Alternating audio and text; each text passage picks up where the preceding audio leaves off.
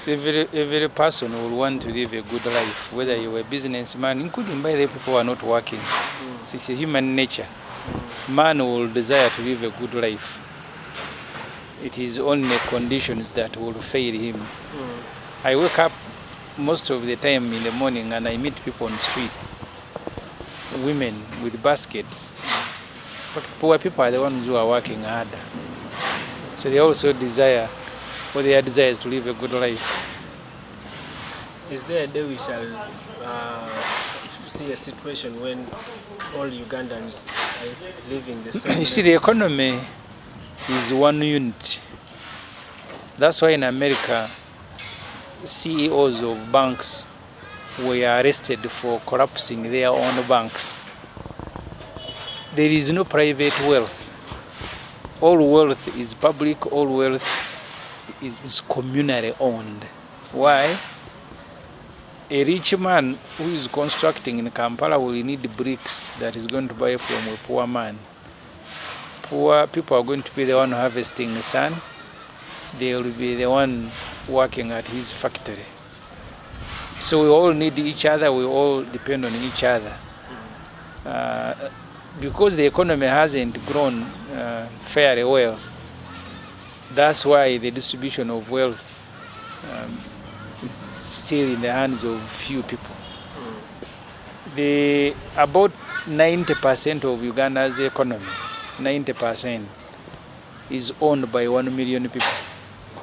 1 million people? 1 million people. 1 million people own 90% of Uganda's economy. And when you go down to the lowest statistics, you will discover that about 10,000 own, among the 1 million, they also own about 90%. So yeah, wealth is still in the hands of fewer people.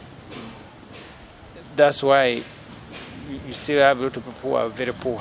But when the economy grows, everybody will have an opportunity. There will be a lot of work to do. That's why you see the Middle East, in Dubai, in Qatar, in Kuwait, Saudi Arabia, countries that were initially closed, now they are offering jobs to millions of Africans. Because the economy has more money than it can consume. The economy is producing more jobs bigger than the population. We need to work hard and pray that we come to a time when the Ugandan economy is producing more jobs than the manpower available. But someone was telling me that the issue of even our education system, most of the courses and the degrees we get only end up in Uganda, and they cannot be... No, you can't blame the degrees. How comes Ugandans who go outside Uganda find work to do? Do they rely on the degrees they got from Makerere? No. When the country produces jobs, it will not matter what qualification that you have. These Ugandans that you see lining up at the Canadian visa processing, at the UK and the US, they are not running there because those are the countries that are offering employment in their areas of competence. They are only lining up to go to those countries because those countries have more jobs than the population they have. There will be something for everybody to do. So in those countries, actually, you even require no qualification to work. You will work, those with a specific qualification, like medical people will be paid higher, but everybody will pay the living wage. Okay. Okay, thank you for that insight. But now, getting to the topic of today, President Museveni yesterday signed the anti-homosexuality bill, 2023. What is your take? First of all, the president has delayed. I am happy that finally he has assented to this law. This law has been the most popular piece of legislation I have processed as a member of parliament. Everybody present in parliament voted for it. There has never been a law that is voted by all the MPs. This is the first. It is a law that has been welcomed by all the religious affiliations in Uganda, and I supported it. Yeah, I remember. I supported it from inception. So I am happy that it has been assented. To my only worry is that you deal with a president who one time, during I think a meeting either in Gomba or Butambala, he declared himself a chameleon. Immediately Museveni assents to the law. A group of Ugandans, including Fox Odoi, who was working as a private principal secretary for Mr. Museveni, at one time actually acting State House Controller, Andrew Mwenda, very close to Museveni. They are the ones leading a group that has taken the law to court. I warned Parliament that Museveni will assent to the law, but he will at the same time send proxies to court to fight it. So I am sure, for us as Parliament, we did our job, but I don't see this law surviving in court. Not because we made any mistakes during consideration, but Museveni will want this law nullified because he wants to maintain a relationship with the West. He will want the West to continue giving him money. Now that these are the same people who went to court the other time and the same people who are going to court again this time. The other time round, they were talking about quorum. This time round, it is something different. Are they just finding where to clean? They must find technicalities. The first issue they complain about is that there was not enough consultation. The second point is that the speaker was outrightly biased. The speaker is not a judge of a court. The speaker is a politician. So how can you accuse a politician of being biased? And how could the speaker have been biased in a law that was supported by everybody? Fox Odoi filed a minority report. Parliament gave him a lot of time, more time than they should have given him, and we defeated him. So they are just looking for technicalities. My fear is that because their implication is serious, when Bahati brought this law, Mr. Museveni was supposed to travel to New York for UN. And all the hotels declined to accommodate Museveni. The first hotel said that the owner is homosexual. We are unable to accommodate you, sir. Then they booked another one. They said the workers here are homosexuals. And as a result, Mr. Museveni never found accommodation. That's why he called Kavuma, who was heading the court, and got the law nullified. I am sure the same conditions are waiting Museveni, they are waiting everybody, including all of us, including myself. These conditions are waiting. But for Museveni, he also runs a poor country that will need the life support machine from the West. They are the ones who are, because if you look at our budget next financial year, we have a budget of 52 trillion shilling.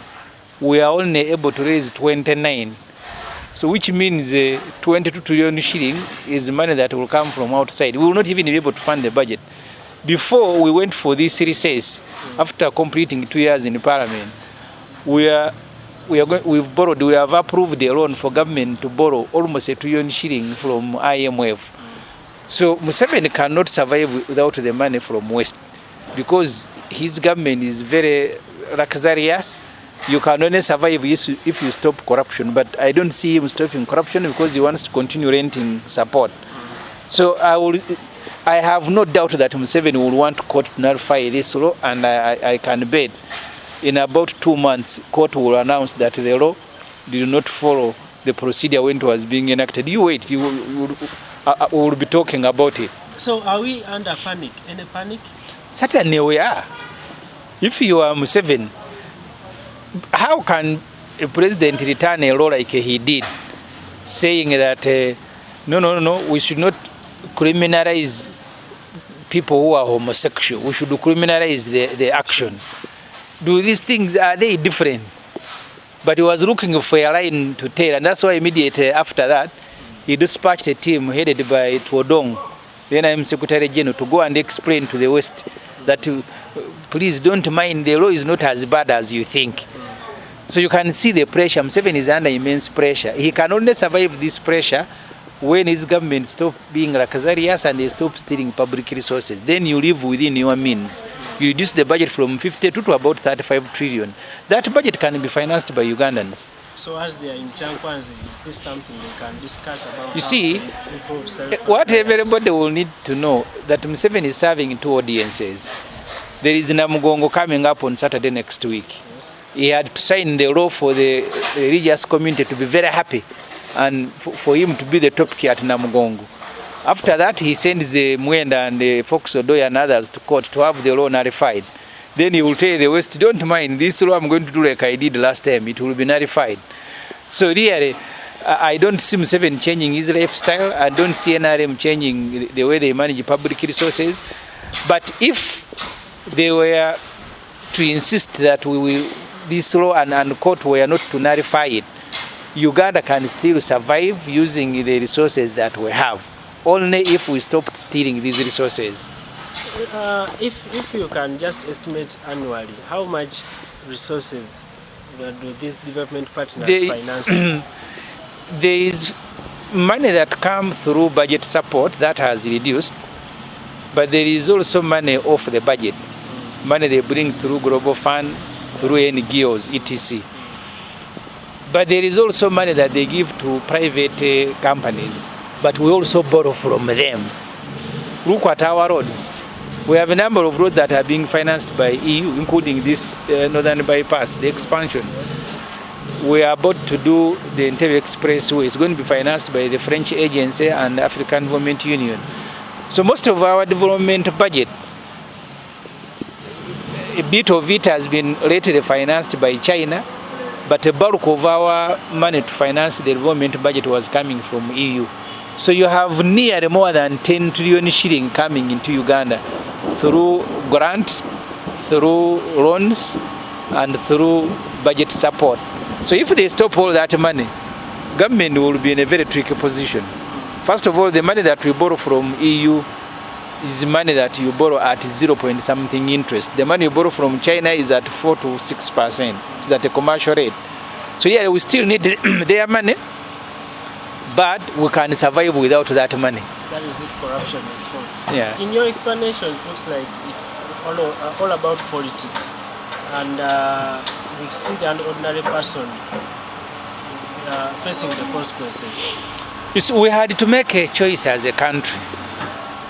Do we allow homosexuals to turn Uganda into a safe haven where they raid our schools and recruit our children, print and distribute promotion materials, or we can risk losing financing? These are the questions that we have to ask, and these are the questions that many of us MPs asked ourselves. Go to most of European countries, they are all experiencing negative population growth. They are not producing children, but they are also men marrying men, stupid idiots. So how can a man marry a man? All European countries are experiencing negative population growth.